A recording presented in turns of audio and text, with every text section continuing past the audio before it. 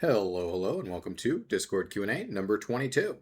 Let's get on in there and let's just talk about Energized tank items. So I'm going to start this off by talking about Energized as a system as a whole, kind of going through my thoughts on the system and kind of how I think it fits into the game and like some of the things that we've done internally that haven't been seen in the public and some of the historical context.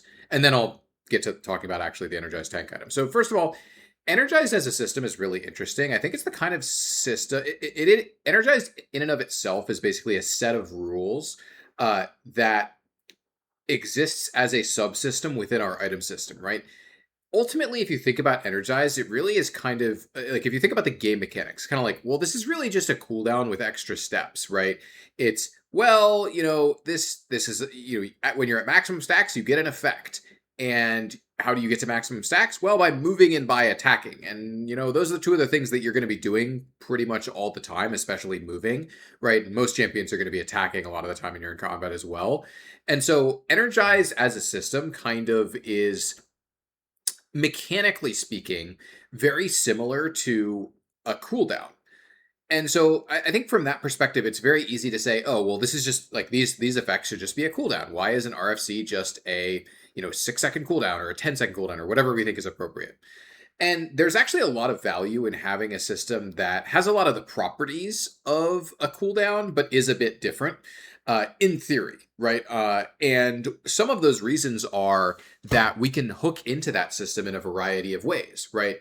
Fleet and rapid fire cannon, for example, the fact that they're both energized, and that means that they actually always apply on the same attack, has some value, right? We attach some mechanical baggage to this mechanic. And what that gets us is it allows us to hide some complexity from the player, but we can still do really cool, really complex things under the hood with Energize. Like, the previous version of Cyclosword, for example, gave you more Energize stacks when you dashed, right, as an example. And that's really cool if you read it. And you don't really have to understand the exact mechanics of how Energize works in order to be excited by like, oh yeah, of course, I dash a lot, or my champion, does this thing that hooks into this system a lot. And that's good for me, of course, right? In the past, as an example, we've also had versions of RFC that said you just get percent increased, energized stacks, right? And that was cool when it was in the game with, the energized Shiv and, Stormrazor, I think was energized Stormrazor in the game at the same time as that RFC? I don't remember, but not important. But there are a lot of ways we can tie into this system, and it also means that the cooldown essentially scales with like your attack speed and your movement speed in ways that can be pretty cool, even if you're not really thinking about that or planning around that much. It can still be interesting and different that we have something that plays very similarly to a cooldown, even if that does come with a lot of extra mechanical baggage, right? Now, speaking to these kinds of subsystems, right, like this is essentially a whole mechanical, like a whole set of mechanical rules that exists within the item system for the most part, right? There's fleet footwork, which is outside of it, but no champion has an energized effect, as an example, right? They could, right? Like this is not to say that we could never do that, but this is mostly a part of our systems more so than it is a part of the game, if that makes sense. And it is essentially a set of rules. And you'll notice that if you look at some other games, there are some other games that have a lot of these kind of subsystems, right? Like Path of Exile is a really good example of this, where in Path of Exile, there's 3 charges. There's 3 different kinds of charges that you can have. In baseline, they all have an effect, and they have a minimum and a maximum number that you have by default, right? You could have up to 3 power charges by default, and they each give you 40% increased crit chance, right? And there's lots of different ways to interact with this. You can get more maximum power charges. You can get more minimum power charges. You can get scaling per power charge, right? You can get crit multi per power charges. You could get spell damage per power charge. You can get AoE per power charge, right? And you can also get all sorts of things like, oh, you get this bonus when you're at maximum power charges and stuff like this, right? And obviously, League is a much less systems-driven game than Path of Exile, but Energized in League is serving some of the same purposes that charges are in PoE, where we have this external system, you don't have to think too much about it, that allows us to hook into it and play with it. Or at least that was the original plan for Energized, right? Or at least that's how we used it for a long time. In the modern day, though, the way that we ended up using Energized is really just, wow, this is awesome on RFC. And most of the other use cases we've found for it really don't line up with wanting to be on that really, really fast cadence and us wanting to actually support those effects long term. Fleet is also fine, right? Like I think Fleet is fine, but unexciting. We generally don't like the results of what happens when it gives you a lot of sustain or a lot of speed. And so we've obviously made it, a little bit less ubiquitous of a rune over time. But something I don't think has ever been talked about publicly is a number of times over the years we've tried internally trying to make like vertical, like what we call a vertical energized build, and every time we move away from it for a variety of reasons. What I mean by a vertical energized build is that it's like a whole separate build path, similar to how crit and on hit are different build paths. Even though they accomplish similar things, right? Like, ultimately the goal of both builds is to deal a lot of damage with your auto attacks, but they do so in slightly different ways. Energized theoretically could be a third vertical, though this is made more difficult by the fact that RFC makes a lot of sense as a crit item, and we generally don't want to make it not a crit item. And so then it exists in this awkward space where it's like, well, the Energized then has a lot of overlap with crit, in much the same way that, when Kraken Slayer was a crit item, there's a lot of overlap between the crit and the on-hit system, right? And that's why then Kraken Slayer in that time period didn't actually synergize with like the on-hit duplication from Rageblade for a lot of that time, right? So anyway, we don't need to get into all of that stuff. But generally speaking, when we try to enable the vertical energize systems, what we find is it both isn't well differentiated from crit, and also it leads to some gameplay that we find to often be below the bar, right? Like some of the things that have existed in the past on live are like, oh, I just got Stormrazor autoed from super long range, and there was a version of that even slowed you, and then you took a bunch of damage. That's all front loaded, and they like that. The energized user doesn't actually have any like need to expose themselves to risk to do that. They basically get a lot of like upfront damage for free, and then if they do decide to attack, they get their energized proc back faster. But if they just move, they can also just pot shot you again with their RFC and keep doing that over and over again. Which it's okay when that it's totally okay when it's RFC and that's just like a part of the you're just getting an auto attack. But when you start loading in a lot of other item effects onto that, it can often lend itself to really poor gameplay patterns around like, oh well, we can't really interact with this Caitlyn anyway, and she just keeps pot shotting us under the tower or whatever repeatedly in this mid lane turret siege or something like that, or around this dragon or around the Baron area or whatever. And the gameplay there is often not particularly amazing. So we often end up, when we try these things internally, even though they sound really cool, and I still maintain that like there probably is something cool there, it's a lot more difficult to execute on that than you would think, because often these items, in order to make them interesting and satisfying on their own, they often need damage. And then in the vertical, when they all are at, like when you have like, 3 or 4 items that are all adding their damage to a single auto attack, that often lends to itself to some pretty poor outcomes, as an example, right?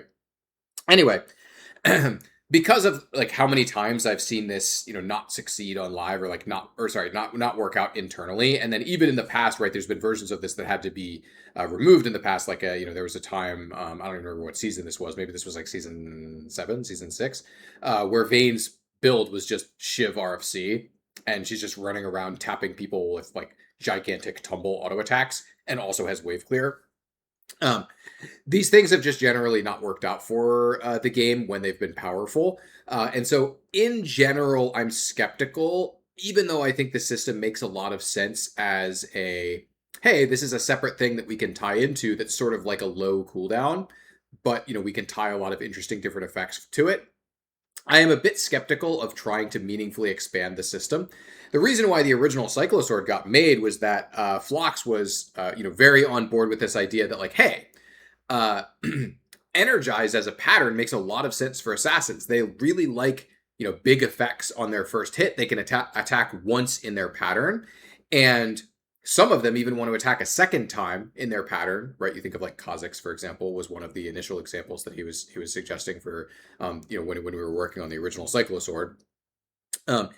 And they dash a lot, and they do a lot of this mobility stuff that makes a lot of sense to synergize with Energize, right? And so that was one of the reasons for the AD Kerchai's Shard change, where Energize was on an AD epic item, and that allowed us to ladder it into a energized item for assassins, which that part was actually pretty cool, I think. of course, the fact that that meant that we had to have AD on RFC was a little awkward, but we don't need to get into all of that.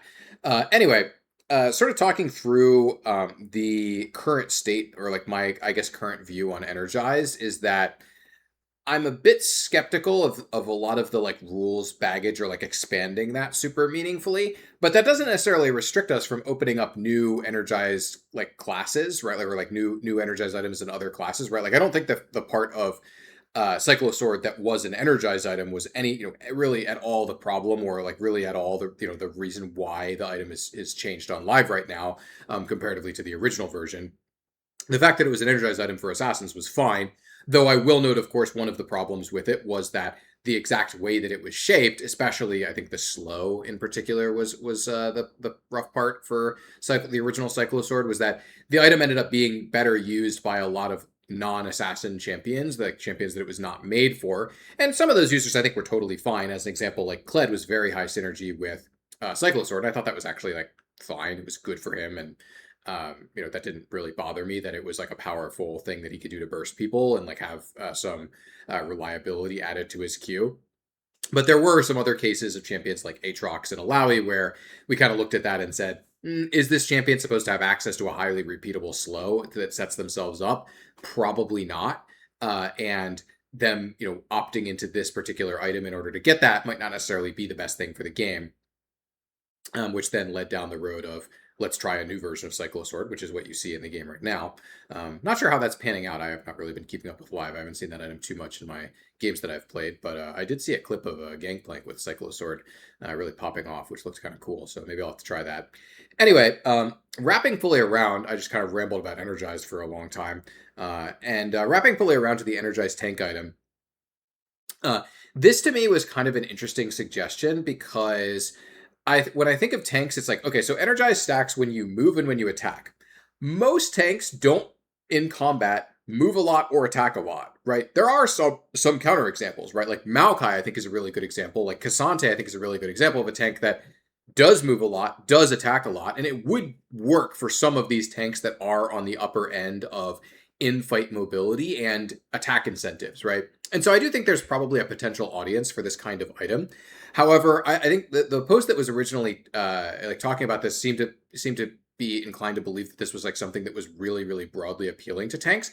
I don't necessarily think that that would be the case. However, my inclination for tank items usually is that I personally, when I design tank items and when I think about tank items, my personal take on tank items is that I think that generally speaking, they should work all the time, even if you are CC'd, right? And this is why Despair, for example, doesn't require the person to take an action. Neither does Jack Show or like Sunfire, for example, right? You don't have to do anything for these items to work for you, partially because being a tank means often that you are slow and you are frontlining and that you are going to get hit by a bunch of CCs, and you are often not going to be able to execute on like a finer, like like stricter gameplay ask in the same way that like an assassin or a mage might be able to, right? Or even an AD carry, right?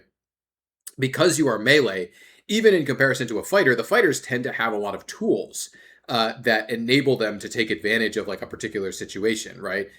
Tanks tend to have fewer of those tools. Their cooldowns tend to be pretty long. It's not universally true, but they tend to be worse at moving around and attacking in fights. And so I think if we were making an energized tank item, it would need to be something pretty explicitly designed to support a tank that really wants to be moving and attacking a lot, right? Someone like a Maokai, someone like a Cassante, that really gets a lot of value from being able to get like a second or a third rotation of this item, in a single fight. Because it is true, we could design an energized tank item that says you gain X number of stacks per second, right? And then it's essentially just the same as a cooldown, but with the ability to refund the cooldown slightly when you move or when you attack or whatever, right? And I'm not really super compelled by that particular warping of the energized system, because I think that to me is just like, this is now literally a cooldown with extra steps, right? And not similar to a cooldown with extra steps, which I think is a fine point of distinction, but I think it is there is a real distinction there. And ultimately, my perspective is we could make an energized tank item, but I wouldn't really hold your breath on this one. I don't think it's the most likely thing for us to make because there are, to me, lots of other like richer, deeper spaces we could explore in like for tanks that would be more broadly applicable to a like a wider like set of tanks, more so than hey, this really small number of tanks that really likes moving around and attacking a lot. Which they don't even get to do in all games because sometimes you're Cassante and you go in and you just get like you get Malzahar ulted or whatever, or you get a Mumu ulted and you get forced out of the fight or whatever, right? Like there all sorts of stuff can happen to you because you have to go in and you're a tank, right? You're melee and there's not a lot of optionality in terms of like getting hit by the enemy's CC and all of that. But anyway, could we do it? Yes, and I think we definitely would do it if we found the right place and time to do it. If we said, oh yeah, we really want like a top end reward item for when the tank is being really successful and getting to like run around the fight and do their thing. Sure, right. I could believe that that's something that we would want at some point, but I wouldn't expect this to be a priority for us, or like something that we're like desperately looking to get into the game because while there are some synergies there, I think that they're a bit thin overall. Tank interaction with platings and turrets. Could tanks have better access to killing plates/turrets? This person was talking about how, like, oh, sometimes it's hard to take Demolish because your champion's tuned around Shield Bash and stuff like that. Or at least, actually, I don't remember if they said that or I just was thinking that when I was reading this. One of those two. Could have been either. Maybe both. I don't know. Anyway, the point that they were asking was basically like, hey, baseline, it can be difficult for tanks to interact with plates and turrets in general. Is this something that tanks could have better access to? I think the answer is yes, with a caveat. I think that baseline, it is actually good and correct that tanks by default are not particularly amazing at interacting with turrets, right? I think this is one of the benefits that you get for taking risks when you build damage, right? When you build AD or AP or attack speed, or preferably a mix of those, attack speed and AD or AP, right? You get access to more powerful ability to scale your damage, right? Like you are less durable because you bought those things, right? Because you could have spent that gold on something else, right? And I think it's very reasonable that tanks are on the have the hardest time of classes, aside from like maybe enchanters, but I don't even know if that's true, right? Like some enchanters get some AP sometimes. But tanks generally tend to have the hardest time interacting with turrets. I think that's correct, right? Now, that doesn't necessarily mean, number one, that the degree to which that's true is correct, or number two, that we can't have ways for tanks to opt into interactions with turrets that are favorable to them, right? As an example, something that we've tested many years ago was a starting item, actually, which enabled you to deal more damage to turrets. It was like an ego starting item was the idea, was that it was like, oh, you take this when you're in matchups that you believe that you're going to win, even if the stats on your starting item are slightly worse. And it makes you much better at hitting plates, and it rewards you for doing so. I think it gave up some gold when you got a plate or something like that, as well as like giving you extra damage against the turret. Stuff like that, I think, actually is really interesting to me. And I think having additional options for tanks to be able to interact with turrets is totally within bounds, and I think something that we probably should have in the item system, because currently in the item system there really isn't anything that offers tanks a way to interact with turrets more favorably, aside from, I guess, sort of Titanic Hydra, which is like not really a broadly accessible tank item, right? It's not even really, I don't even know if I would really call it a tank item per se, right? Obviously there's some tanks that can buy it, like Scion, for example, but in general, I think baseline, I don't necessarily think that I would be sitting here and saying like, oh, we should add a bonus health ratio to to turret damage in the same way that there's an AD and an AP ratio. It's like, I don't think that is something that seems likely to be particularly good for the game, because I think it is positive that building damage means that you're better at better at progressing the game than someone who is building durable. That's kind of a core tenet of League, of like, yeah, the people who are taking more risks are better at progressing games. I think that that's correct, right? And in terms of the actual current degree to which that's true, I think that's probably about right. I would even say like maybe we should make it a little bit less paid out to like build AP, right? Like the AP ratio on turrets right now, I believe is 50%. I think it's been 50% for a really long time since we buffed it in like what season 8 or something like that. I think that we might want to split back and like back between the old ratio, which was 40%, I think, and the current ratio, which is 50% AP on hit. Because I think like people building AP, I think are maybe a little bit too good at hitting turrets, but we don't need to get into all that. But generally, I think that from my perspective, I think that tanks are at a baseline probably appropriately bad at hitting turrets, but we could offer them some extra additional options to help them be better at interacting with turrets in situations where they want to opt into that. I think an item like the current Hull Breaker could actually be really good for tanks, not in terms of like literally it has like on hit damage that you apply, but I'm what I mean by that is an item that is attractive to some champions that has some actual synergy with part of the tank roster that also offers a rider that is particularly powerful against turrets, right? This is where, like, there are some champions that just like the effects that Hullbreaker has, right? Like Kled or Aurelia, for example, where they like look at this item and they say, hey, that kind of has a lot of the stats that I like, and it's good on my champion, and I like it also helps me split push sometimes, and that can be good too. And in general, I think that kind of shape, right? Like imagine an item. I'm not saying this is good, right? I'm just making something up on the spot.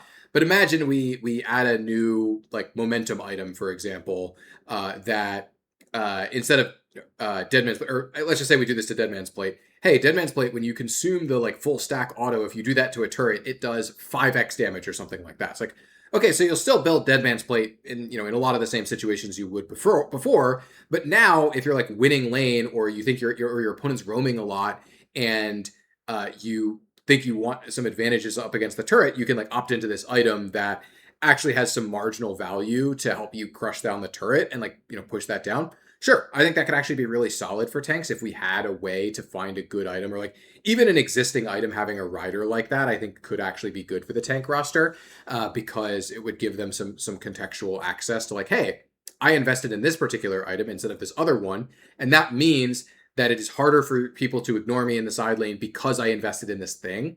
I think the bigger thing that I look at with this space is that we probably want to spread out some of the access to this, right? Like there are some tanks as it is that are actually not that bad at interacting with turrets, right? And then you have some tanks where like their things baseline just don't work on the turret. Like Cassante, for example, is a really good case study here where it's like, well, nothing Cassante does at all works on the turret.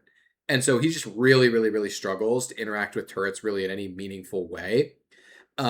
Whereas you look at like, I don't know, like Scion, and you look at him, it's like, well, you can even build some AD, right? You can build a Sterak's, you can build a Titanic Hydra in some games, and that'll help you crush the turret down. And you're still a tank building those items in some of those games, especially if that's like your only AD item. You can even look at some of our other tanks, like I don't know, like who's a good example? I'm really struggling to come up with anything off the top of my head. I don't know. Who are some random tanks? I guess like orange stuff doesn't really work on turrets in any meaningful way. Like, oh, Shen Q. I actually gave Shen Q. I actually want to buff Shen Q's damage against turrets, actually. But I gave Shen Q the ability to function on turrets. It doesn't deal the max health damage, but it does do the base damage. And I think that's actually been, that was a positive change for Shen, where it's like, oh, my thing works against this. Now, I think it's probably not powerful enough, but I think that other tanks could probably have some things like that of like, hey, you are a tank that probably should have a bit more threat against turrets. Is there a way we can make that happen on your kit? Is there a way we can give you better access to Demolish? Right, like one thing I will note here is I actually really dislike that Shield Bash and Demolish are in the same drawer in the rune system because there's a number of tanks like Shen as an example that feel obligated to take Shield Bash because of the synergy with their champion, even though Demolish also has synergy with the game plan, or at least one of the game plans that Shen can have. And so that's something where maybe in an ideal world, the rune system is structured a little bit differently, like more like the older version of the resolve tree before Shield Bash existed, where taking Demolish doesn't come at a combat trade-off, and then we push more of the combat power of the resolve tree into the bottom two drawers, so that like conditioning and overgrowth can be a little bit more selfishly powerful. We don't need to get into all of that though, but yeah, generally, I guess to summarize my answer to this question is, my current take is that I think that the current level of power that tanks have baseline against turrets in most cases is probably correct, right? You're not building damage and therefore you're not as good at progressing the game. That seems fine to me. Could tanks, some specific tanks and like in some systems opt into better ability to destroy turrets? Yeah, I think that would actually be good for the game if we had options available such that, hey, a tank is not like blowing up a turret instantly by any means, but they have some real threat on a turret. I think that could that's something that could definitely make it into the game and could definitely be a positive thing for the game. Why don't we see more placeable items slash totems? Is there room in the item or trinket space for them? So I'm going to explain a few things here before I get into talking about this exact question. Items have a sort of general visual budget. We don't have an exact, this is the exact right amount of visual noise the item system is allowed to have. But you can imagine an extreme case. Imagine that every single item in the game has redemption levels of visual effect on the game, right? And now imagine a 5v5 team fight where everyone in the game has 3 items. This team fight will be completely unintelligible because you will have every single person in the game carrying 3 redemption levels of VFX into the fight, like levels of noise into the fight. You can very easily imagine how unintelligible and how difficult to parse fights with that kind of level of visual effect would be. And you can even see, there have been some patches previously with Mayhem as an example where I think it's much more acceptable for Mayhem because the expectation of how intelligible fights are in Mayhem is lower. But there have definitely been some patches and some games you could have rolled where it's like, well, 5 people in this game have really, really, really highly visualized augments, things like Void Rift or Drop Ibarra or whatever, right? Things that occupy a lot of space, visual space and, have a lot of visual noise. And you could look and say oh yeah, this is visually really noisy and it could be really, really hard to tell what's going on just because there's so much happening on your screen. And so with items, we have to be pretty careful about really, really, really loud items that we make, really noisy items, visually noisy items that we make.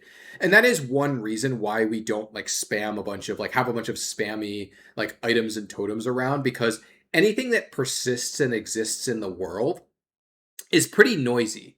We've actually experimented with these before, where I, for example, had a item that I was prototyping at one point where the original version was an active that let you place this gigantic untargetable ward. Both teams could see it, but you couldn't kill it or anything. It was just put this down, and it gave essentially permanent vision to the person that placed it. Well, not permanent. I guess permanent is the wrong word. It gave vision for some amount of time. I think it was 60 seconds, and then the cooldown was 120, so it was 50% uptime or something like that. And it gave the allied team near it movement speed. So the idea was that, you place this at the you have 2 different ways of using it. One is you drop it in a team fight to give your team movement speed. Another is you drop it to keep permanent vision of something, but your opponents will know, because it was visible, will know that it's there. And this was actually it tested surprisingly well, I think mostly because of how funny it was. It was just a default ward model, but just scaled up to be absolutely massive. So it just looked completely ridiculous. And so people did enjoy that. But the actual gameplay, I think, ended up not being very good. And one of the big pieces of feedback I got from design leadership at the time was this is really visually noisy. You better be really, really, really sure that the gameplay on this is really good if you're going to ship this, because we can only have so many of these items in the game at the time.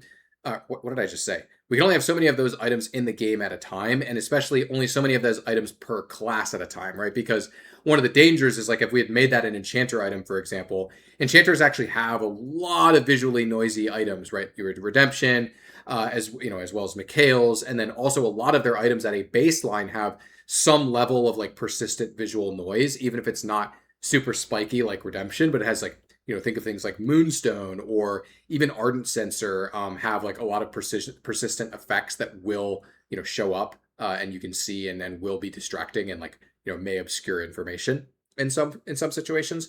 Anyway, so one thing that makes us less likely to pursue things like this is that anything that exists in the world has a visual cost to it. And we tend to be pretty conservative with how splashy and noisy our items are, Doesn't mean we can never make one of these. It just is something that, where I think similar to an active item, because there are a lot of costs associated with actives where it's like, yeah, these are really high MMR skewed. We know that lower skilled players won't use these a lot of the time, and they can be really, really hard to learn. It doesn't mean we can never make an active in the same way that we could never, we could definitely make a placeable item or a totem or something of that kind. It's just we'd have to be really, really confident that the thing will be good or that the thing is worth paying that cost, right? One of those two, right? Or preferably both. And in general, I will also say something that definitely we've been much more cognizant of in the item system in the last 5 to 6 years or so is that we generally want the source of power from items to be the champion. We generally treat items as a force multiplier for champions, right? Like Endless Hunger is a really good example of this. Endless Hunger doesn't really change anything about your champion or anything about the way that your champion works. You get a bunch of AD, you get some tenacity so you can control your character more frequently, you get a bunch of haste, and you get some vamp. So if you're dealing a lot of damage, you get to keep dealing more damage. And if you get a takedown, even more extreme, right? And that like Endless Hunger is a really, really good example of it's just a force multiplier for your champion kit, right? It doesn't really do anything super new.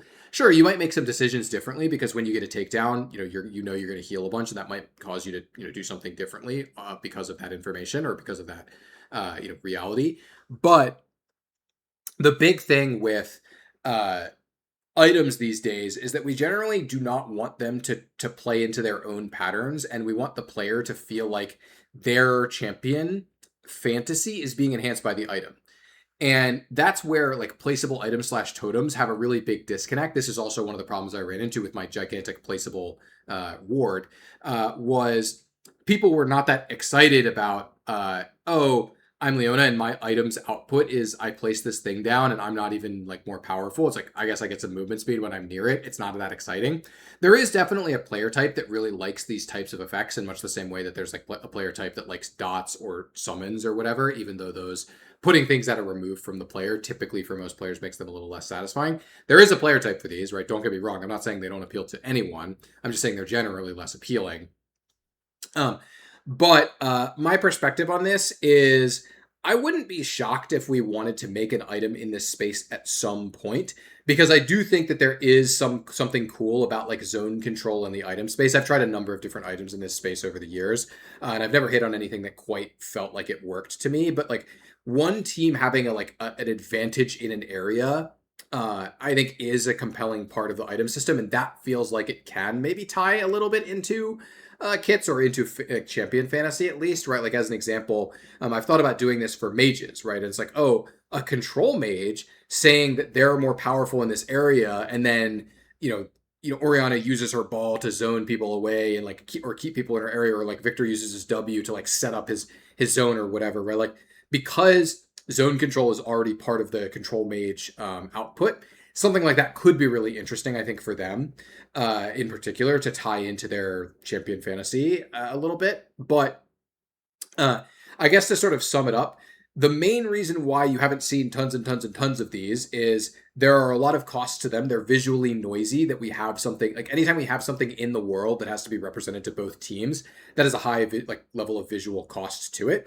And we tend to be pretty reluctant to spend our visual budget of items on things unless we're really, really, really confident that they're really good, or really confident that the upside of adding them to the game is high enough that they're worth the risk that they might end up not being worth the visual noise that they're costing us, and like making team fights less intelligible and stuff like that. Is there room? I think in the item space, maybe. I think in the trinket space, it's really, really, really unlikely. Trinkets have very little visual budget to spend, right? Like even the wards that they have, I think you could maybe even argue that they're over the visual budget that they should be spending. The fact that wards can be used in combat, and like blue trinket especially, I think is a particularly big offender of this. Of like, yeah, blue trinketing someone in combat can actually be a pretty confusing experience, right? It can be actually hard to tell what's going on because of how loud the blue trinket cast is, and that can like obscure pretty important information, and that's dangerous. But in the item space, definitely, this is the kind of thing where it's definitely possible we'll make something in that space. I'm not going to say we will or won't because, it's hard to predict the future. But, well, also, I guess I couldn't really tell you if we will or won't. Like that sort of, I guess, go against the whole NDA thing. Well, whatever. Anyway, I'm not going to say we will or won't do this, but is it possible? Absolutely. 100%. It's definitely possible.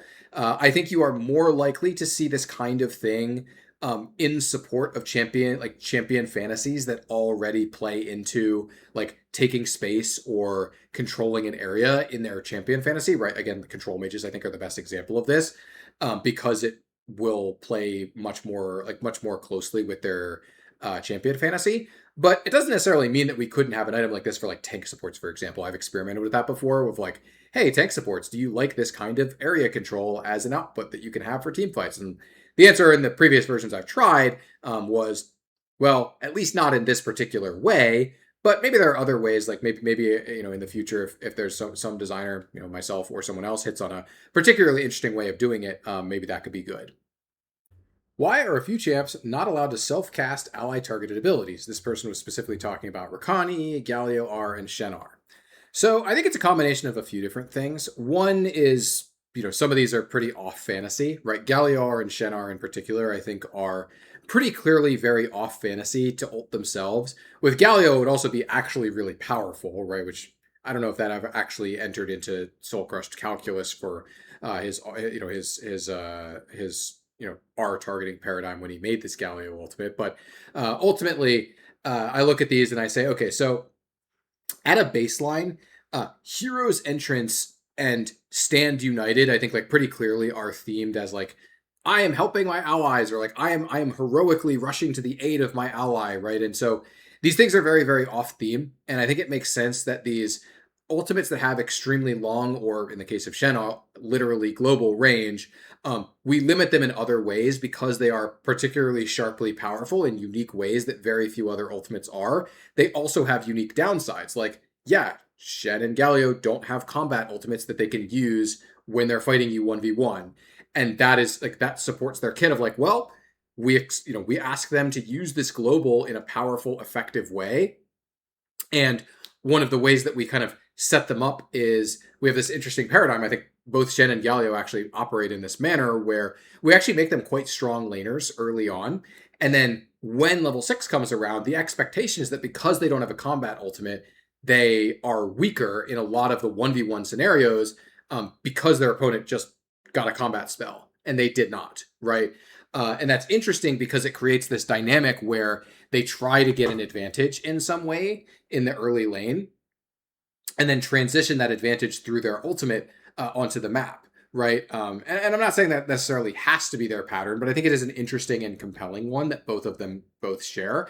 And it would be a lot less true, a lot less effective for us to give them that shape if they could self-cast their ultimates. Again, I think Galio is the particularly sharp example here, where Galio being able to ult himself is like really, I think, kind of scary from a gameplay perspective of he already has a very, very, very long CC chain that deals a lot of damage on his own. And it's not like his E is a particularly hard spell to hit in lane. You can just kind of E into people, and unless they're Syndra or something like that, a lot of times they're just going to get hit by and kind of get trucked by Galio, right? And so the idea of, oh, Galio E's into you at level 6, charges his W on you, taunts you, and then ults on top of himself and knocks you up afterwards, and gets potentially multiple passive procs and potentially 2 Qs on you or something like that during that time period, that I'm pretty skeptical of from a gameplay perspective as well, even regardless of talking about like what the theming of the spell is, or whether like what the shape of their power curve is supposed to look like, or the shape of their laning phase is supposed to look like. Rakani is an interesting example. I think one of the big things with Rakani is we wanted to make Rakan feel really good and like about playing around his allies, and also feel like playing around his allies was a necessity because the shape of his kit gives him a lot of tools that other supports just don't have access to, right? He has a very fast free target dash, right? That is really powerful. Very few supports get that, right? And if we then layer that on top of, oh yeah, by the way, you can also shield yourself kind of, for free, on top of your passive shield.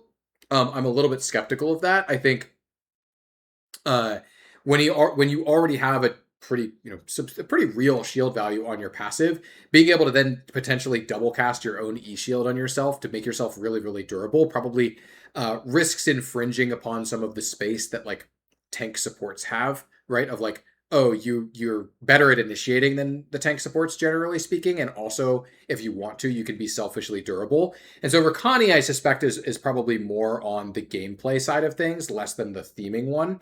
But I think in all of these cases, there's a lot of good gameplay reasons why they probably shouldn't be allowed to self cast their spells, and uh, for some of them, also the theming reasons.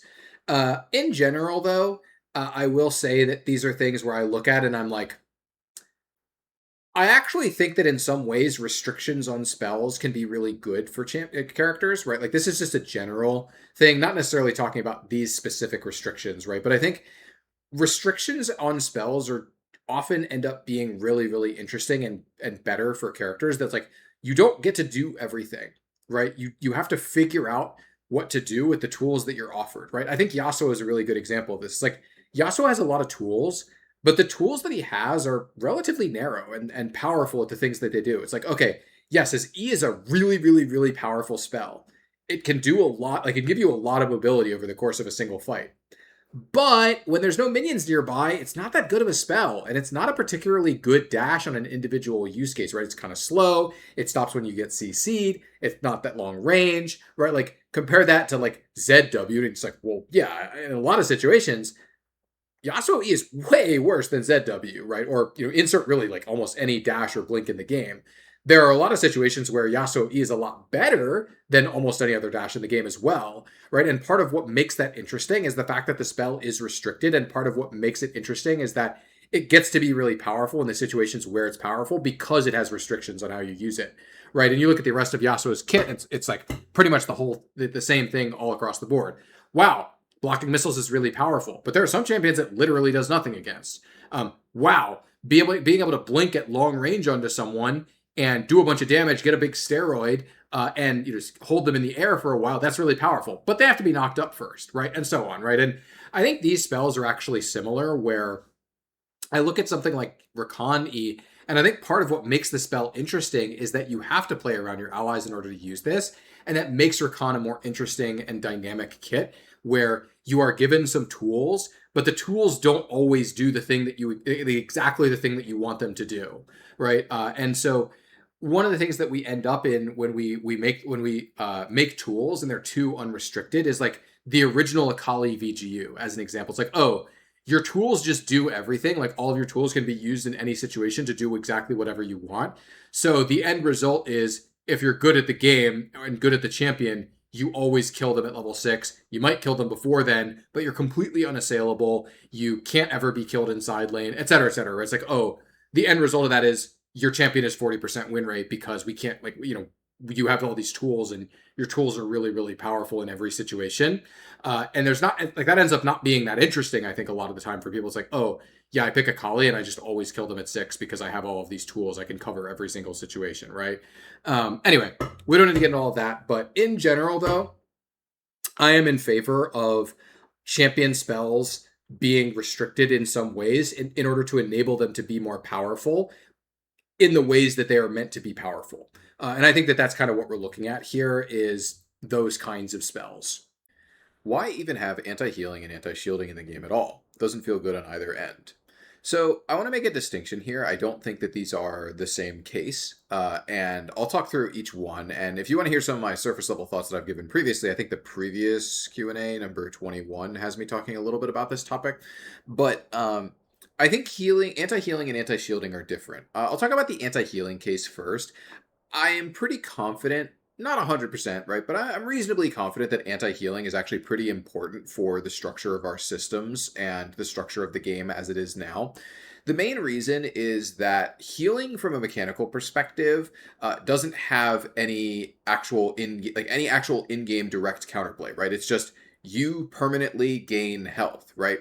And it's important for the way that League of Legends works that we can have like deterministic end states, right? This is why Baron makes it really easy to end the game. And eventually, if Baron isn't ending the game, Elder Dragon will, right? This is why we have these really powerful end states. And combat and attrition are actually kind of similar, where we actually do want to offer ways for champions to subvert attrition or ways for champions to permanently acquire health in a specific trade.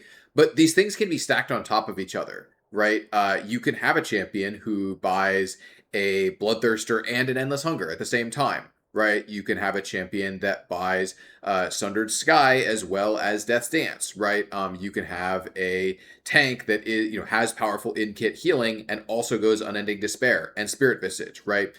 You can stack these effects, right? Basically, our systems have a lot of powerful healing, and there are a number of champions that can heal other champions in powerful ways, right? Soraka, of course, being the primary example, but also think of like Sona and Janna, etc. Nami. And so because there are a bunch of champions that can apply their healing effects to allies, and there are a bunch of powerful systemic healing effects in the game,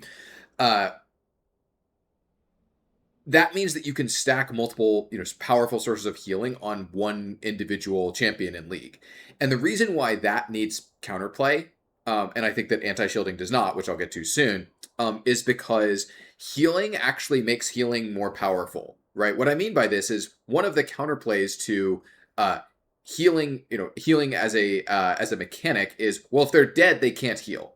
And that might sound ridiculous, right? But it is actually true, right? Like, hey, one of the counterplays to someone who has a lot of power indexed into I do damage and I heal based on my damage, or I deal damage, or I fight people and I heal while I'm fighting, or any combination of those things is, well, if you can lock them up, and CC them and or just burst them, that stops them from healing, right? The thing is, the more healing that you have access to, the more that effectively multiplies out your healing, right? If you think of, imagine a sort of general item that says heal for X, X per second in combat, right? If you have another source of healing that you add on to that becomes more effective, like linearly more effective, the longer you're surviving in combat. So durability does multiply the power of this, right? Because the more durable you are, the more power you can get out of it. But it's also true that other forms of healing, which will then translate effectively into durability over the course of a fight, will also multiply the effectiveness of that healing, right? And so the reason why healing needs counterplay is that healing stacks well with healing, and we want healing to be something that champions can apply to each other, right? Like Soraka is a compelling design as a champion, right? As an example. And we want our systems to be able to heal you, right? Items like Bloodthirster, I think, do a lot of really good things for the game. Bloodthirster is a way for AD carries to subvert some of the expected weaknesses of their role with a meaningful power trade-off. You bought BT, and unless you bought it like 5th item, it's at a pretty it's at a real cost to your crit scaling or your on-hit scaling or whatever, right? It's like there's a real trade-off for that in comparison to buying your Yuntal or your Essence Reaver or your Infinity Edge or your LDR or whatever your other item would have been more damage, right? And so a lot of these healing effects that we have in our systems or have on our champion kits that can be applied to others, even stuff like Fiora's ultimate, for example, I think are generally really good for the game and good structurally that they can exist. But because that means they can be stacked with each other, and healing becomes more and more powerful as you stack more sources of it, because the more sources of healing you have, the more likely you are to be able to get more value out of the next source of healing, right? Because you won't be dead. That requires us to have a source of anti-healing. And that's not even really getting into the attrition part of, hey, it's actually important that combats can resolve in a way that has a winner, right? So it's okay if there's even trades in the game, but that means that both players are getting lower, and one player should probably be advantaged by both players getting lower, right? I mean, it's okay if very rarely it's like, well, in this specific version of this scenario, this champion has the advantage, and this other one, the other one has the advantage, right? But in general, it is important that combat states resolve, and that the result of I trade with you in this situation and you stay at the exact same health, with no resources burned, and I lose health because you're out healing my damage or whatever, that's not the regular case, and that there is counterplay to that being a possibility, right? And yes, I understand in extreme scenarios that will still happen, right? Champions like Aatrox exist. Sometimes you trade into Aatrox and he stabs you with his passive or whatever, and he out heals you, and that's okay in like some niche rare interactions, especially in edge cases, right? But we don't want that to be the default state of the game, and that's why anti-healing is important. Is that we need counterplay to especially stacking sources of healing, and to make sure that the attrition of the game, or the attrition rules of the game, actually work, right? That combat will resolve. Someone will eventually gain an advantage in combat.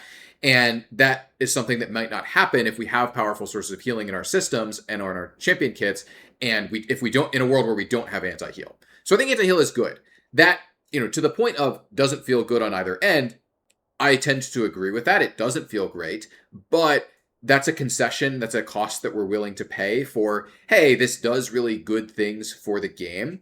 This structurally is really positive. It's structurally important to the game that these combats can resolve, and that stacking infinite healing is not a infinite health hack, right? Like that healing does not just simply beget more healing as you build more and more and more sources of it, and as your champion kits get more and more powerful with healing, etc. Right? And if that feels bad, it is what it is, right? We're willing to accept that trade-off because the upside of having healing in our systems and allowing champions to have powerful healing effects they can cast on their allies, we believe is worth the trade-offs that we're paying there. Anti-shielding, though, I think is a bit of a different story, where the reason why Serpent's Fang exists is during the setup time for Mythics, when we were plotting out the Mythic item systems, we wanted more AD Assassin items, right? It's interesting to talk about this, by the way. This is a whole separate topic I could talk about for a long time, but I'll just cover the short version now. But the AD Assassin, like having a item system being fully fleshed out, is a relatively recent thing in League's history, right? Like really, it wasn't really a fully fleshed out system until Mythics were made. And when you think about how the fact that like League is, like, depending on how you're factoring, like 16 or 17 years old as a game on live, having a live environment. Something beginning in Mythics is relatively recent in the game's history. Anyway, we don't need to get into all of that. But we wanted more items to flesh out the AD Assassin system, right? And so we were looking for things. And one of the things that historically we've struggled with AD Assassins is how do we make items for them that are exciting, that are not literally just, I get to people to kill them better, or I kill people better, right? Because AD Assassins are the narrowest class. They really only want to do one thing, which is get to people that get to squishies and kill them instantly. And that's why we have items like Bastion Breaker and Umbral Glaive that give other forms of utility. And I actually think Umbral Glaive is an example that actually does work on live right now, where, hey, this thing does have a vision output that is factually useful, but it's an item that helps you kill people in a way that is interesting and compelling for some champions, especially junglers, where it's like you look at this and you're like, oh, yeah, this does the thing that I want to do, and it also does this other thing that is satisfying and appreciable, interacting with the vision system, and that can help my team in some ways, and that can be really positive, right? Bastion Breaker hasn't worked out quite as well, though I suspect that it might just be that the item isn't quite powerful enough to manifest in that way. But that was the goal, was to make Bastion Breaker something similar. But anyway, Serpent's Fang was in a similar vein. What the idea was, well, assassins do struggle with shields, right? And they could potentially have some utility that helps their team that interacts with shields in this way. And as far as a lot of the initial theory about how like assassins could enjoy this, having this access to this shield breaking mechanism, or the shield reduction mechanism, I guess I should say, and how that would enable assassins to have some team utility and also give them something they personally would really like. That part has worked. However, it has had a lot of unintended sort of splash damage or sort of unintentional consequences on how we treat shields and how shields have to be treated in the game.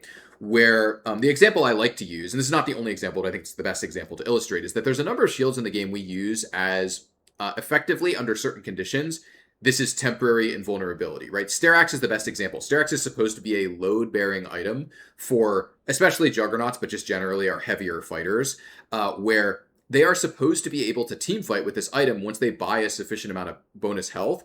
And the fact that they are very slow, and the fact that they have long cast times, it takes them a while to kill people usually, but they do eventually kill anyone. Sterax is supposed to give them some of the time that they need in a 5v5 so that they can exist in the team fight, right? Like, if you go back in time to before Sterax Gauge existed, none of the Juggernauts was very good at team fighting. Some of them actually are good team fighters now on live, partially because of Sterax.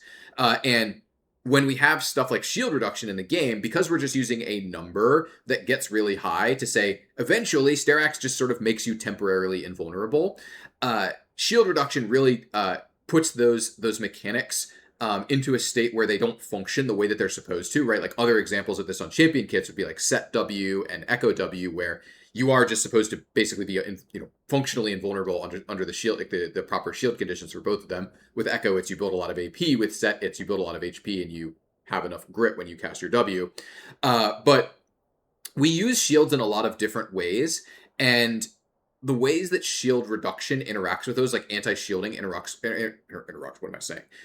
with those, I think is largely a negative for a lot of the ways that we use shielding, and it's probably not correct.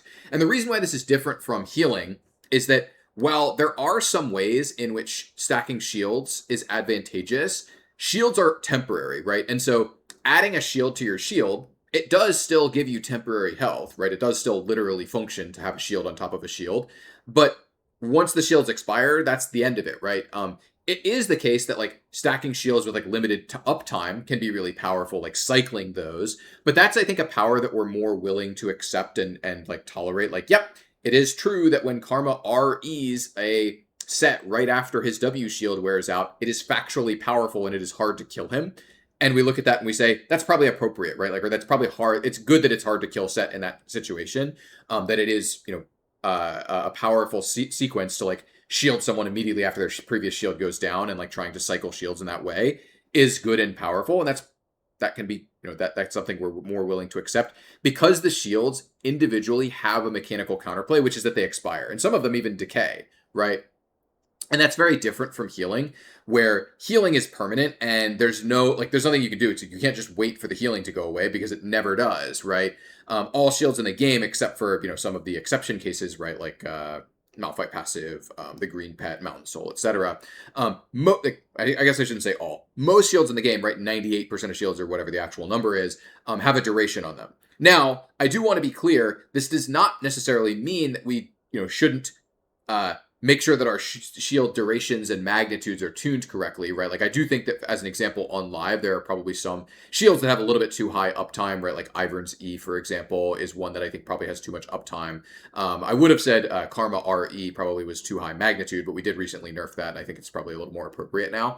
But ultimately, to me, the shields being powerful at stuffing assassins and at giving people temporary durability is appropriate. Doesn't necessarily mean that they are at the exact appropriate level of power, but I do not believe that shield reduction or anti-shielding is a necessary mechanic for the game to function, or something that's actually particularly compelling from a critical mechanic standpoint in the game, right? In the same way that anti-healing is. And my personal take is that one thing I'll note here is that Serpent's Fang is just a very, very, very high number, right? It's 50% for melees. A lot of the concerns that I have, a lot of the complaints that I have about the way that Serpent's Fang affects the game, they actually go away, or they're significantly mitigated at lower percentages, right? Imagine a world where Serpent's Fang has another passive that does something useful that you care about. And then it says it reduces shields by like 25% or 30% even, right? Maybe, I don't know what the right number is, but a world where it's shaped to be more like the Umbral Glaive that's on live now, I think that's actually a more compelling shape to me for a lot of our AD Assassin items anyway. I'm not saying this is good, right? And, don't take this as like, we're doing this or anything like that, right? I don't even work on live. Who would be the people who do things like this right now? But my take is that even if we did want shield reduction in some form for team utility on AD Assassins, I think the current magnitude is just extremely high, like probably too high. And I'm also generally pretty suspicious of the shield breaking on champion kits. I'm personally not a big fan of them. I do think that some of them are a little better than others, right? Like, I think the shield breaking on Blitzcrank is a little more compelling than it is on Rel or Renekton, for example, because those spells are a part of, like, the Rel Q and Renekton Empowered W are part of their core combat pattern. And so they don't actually have control over when they're using that. And so it's just like you just randomly break shields, which I think is not great shape-wise. Anyway, we don't need to get into all of that. But in general, I am not a fan of anti-shielding. I am a fan of anti-healing, and I think that it's important because we want to be able to have powerful systemic sources of healing in the game, and powerful sources of out-of-kit healing from other champions. And those things, I believe, are good for the game. And as long as we have those for in the game, because healing is essentially directly synergistic with other forms of healing, we need a way to counter someone stacking lots and lots and lots of healing. In the same way that we have a way to counter someone stacking lots and lots of armor, or someone stacking lots and lots of health, right? We have counters to those things in the game, things that are sort of self-synergistic or feed into themselves. We have counters to those things so that they don't get too overbearing. And in the healing case, of course, there's also the concern around like we need to make sure that combats actually resolve and progress towards an end state that is positive for one side, and that is important for the game to be able to end, and for the game to be able to resolve and combats to be able to resolve. And so that's my general thought process on this. Of I think anti-healing does feel bad in some cases, and it is worth it. And I think anti-shielding is, in my opinion, not, first of all, I think not currently correctly tuned, and probably not an overall amazing mechanic, generally speaking, and certainly not a necessary one for the game. Do you think a reshape of Rocketbelt would be appropriate? So, disclaimer before I get into this question at all. Keep in mind, I'm not working on the live pod. I don't necessarily know what their thoughts in particular are about this item.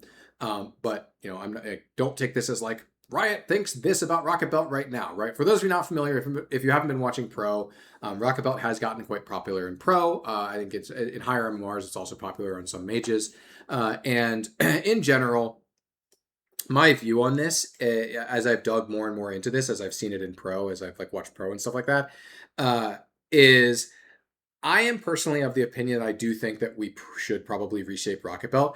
We buffed it a number of times over the years because it's like, well, no one's using it, and we could just give it some more stats. Maybe that'd be good for it, right?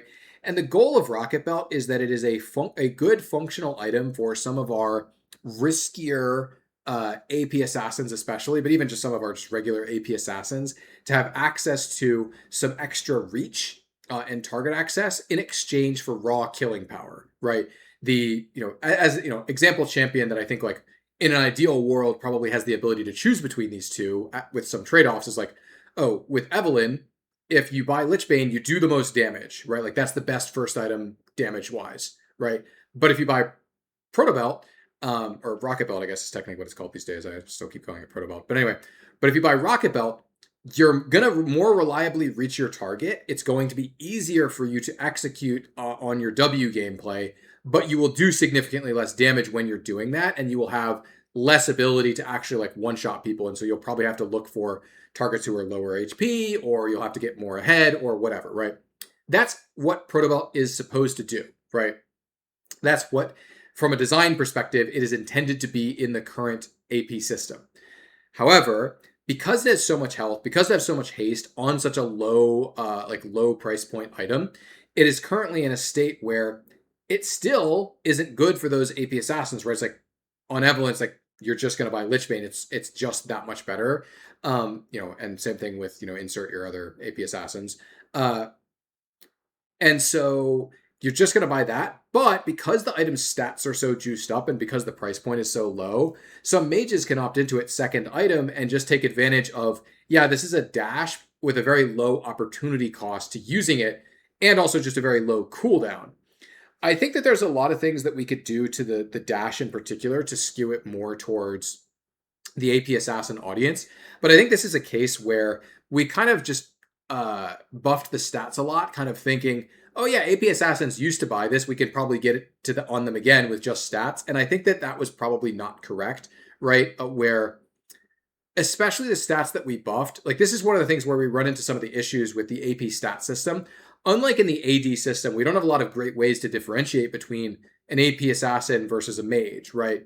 This is something I've talked about in previous Q&As, but something that we do run into pretty frequently in the AP system is like, damn, there's no attack speed equivalent or crit equivalent in this system, and therefore we can struggle to differentiate some of the different classes and subclasses in the system.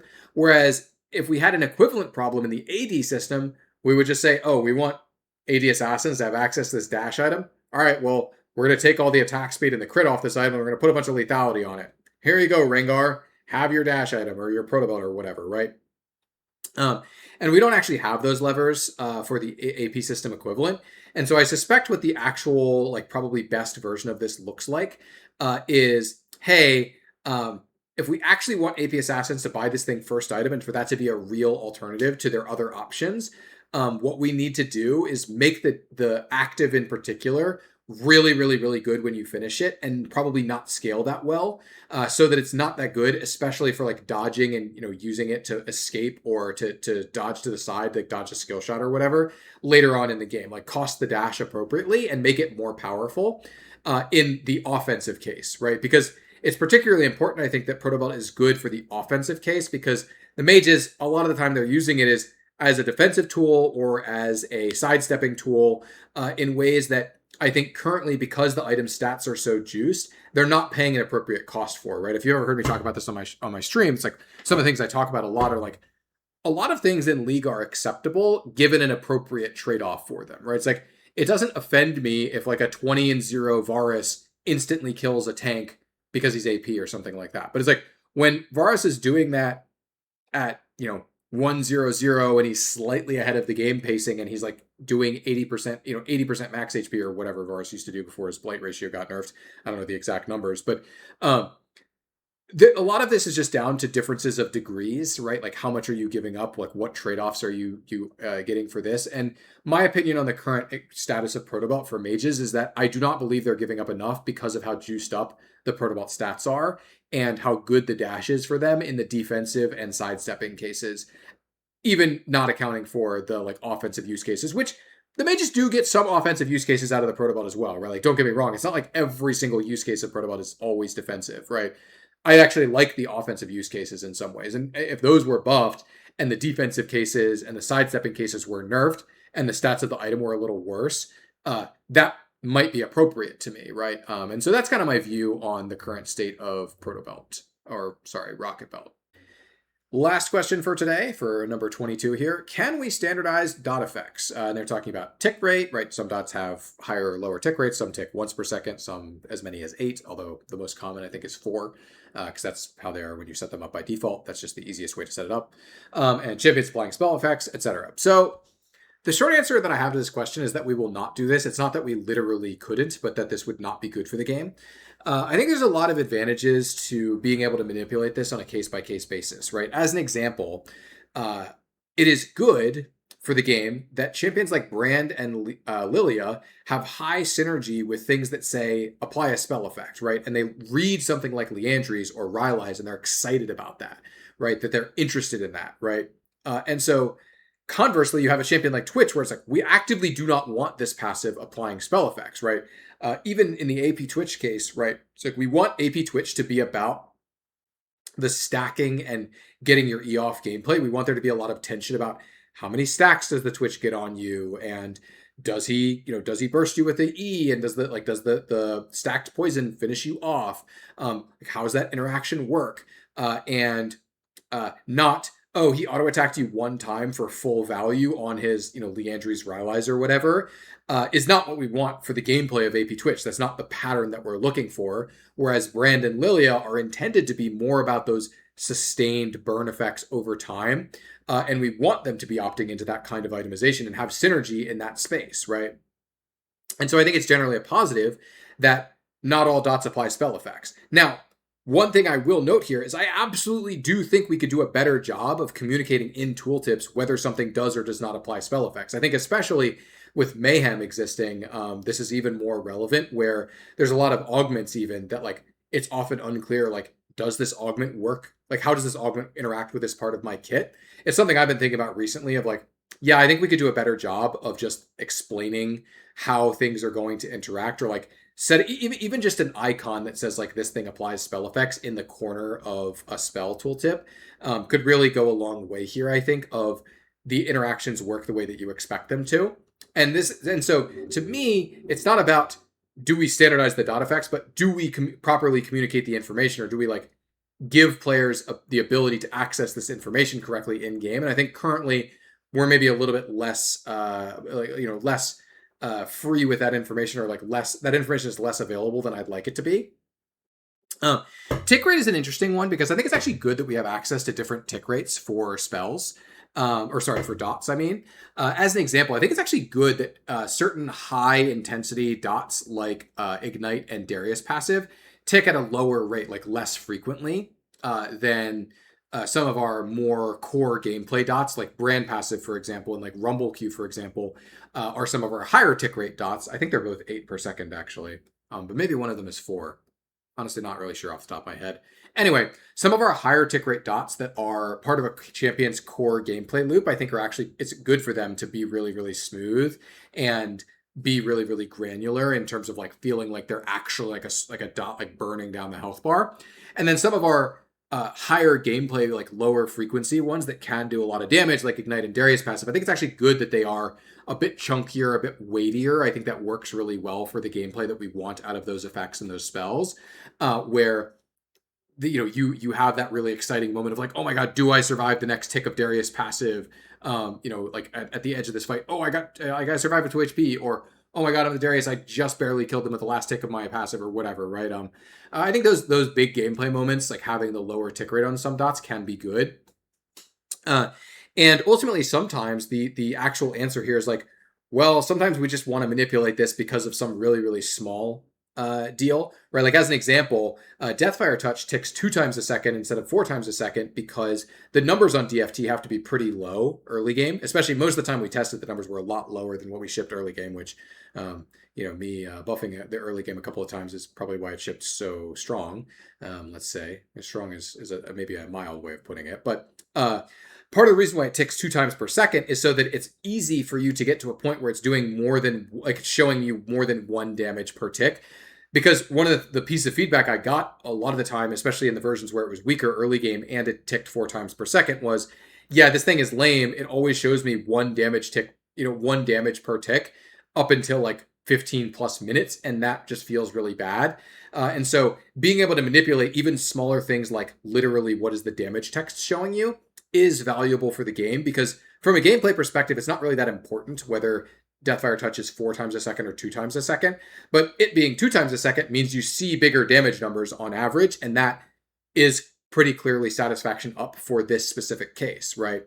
And there are obviously lots of different cases you could get yourself into, and lots of different reasons why you might want a slower or faster tick rate on dots. And I think it's good that there are different tick rates for dots, that we have that as an option, as a tool that we can use in order to get the desired gameplay outcomes and the desired visual outcomes for the game. And so that's my answer here is literally we are capable of doing this, but we won't because we don't think that that's good. Like I think there's a lot of value in being able to say a dot does or does not apply spell effects, or a dot has this exact tick rate that we want for this particular reason.